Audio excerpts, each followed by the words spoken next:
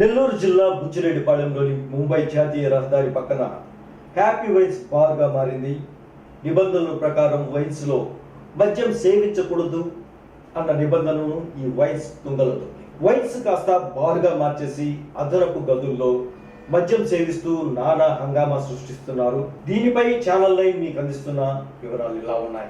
Happy wines బార్గా మారిందన్న సమాచారం తెలుసుకున్న channel 9 reporter Karthik ఈ వైన్స్ వద్దకు చేరుకుని వీడియో తీస్తుండగా, మీరు ఎందుకు వీడియో తీస్తున్నారు, అన్ని వైన్ షాపుల్లో మద్యం తాగిస్తున్నారు కదా, మీరు ఎందుకు మా వైన్స్ పైనే దృష్టి పెట్టారంటూ అక్కడ పనిచేసే కుర్రాళ్ళు రిపోర్టర్ను అడ్డుకునే ప్రయత్నం చేశారు.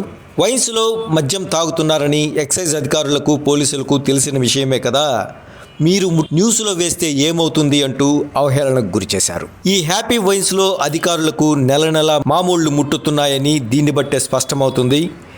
జాతీయ రహదారి పక్కనే మద్యం షాపు ఏర్పాటు చేయకూడదన్న నిబంధనలు కూడా ఇక్కడ తుంగలో తొక్కారంటే పరిస్థితి ఇట్టే అర్థమవుతుంది.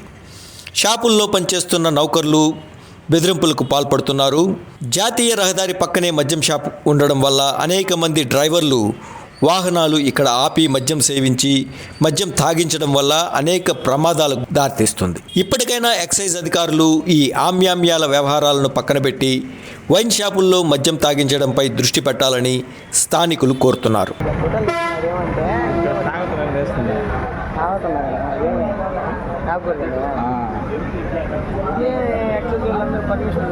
ప్రతి షాప్లో తాగుతున్నా.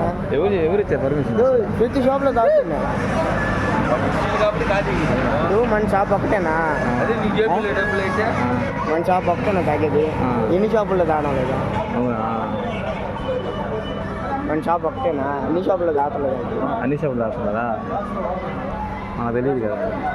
తెలిసి కూడా ఏందన్నా, ఏం చెప్తే కదా. మనకెట తెలుసు ఏంది ఏ షాపులు తాగుతున్నారు? మనకెట ఇంత డైరెక్ట్గా తాగిపిస్తున్నారు అంటే అర్థం కాదా? అక్కడ కూడా మామూలుగా డైరెక్ట్గానే తాగుతున్నారు. ఏడ తాగుతున్నారు?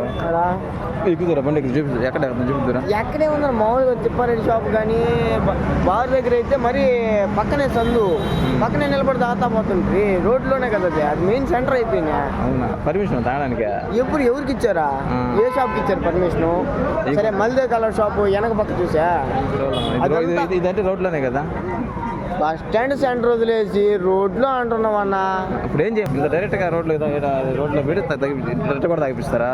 సరే మళ్ళీ అక్కడ తాగిపిస్తున్నారు అన్నావు, వెనక తాగిపిస్తున్నారు, రోడ్లో తాగిపిస్తున్నారా? వాళ్ళు మరీ రోడ్లోనే మొత్తం దిక్కుమని తాగుతున్నారు. ఇంతకన్నా రోడ్లోనా?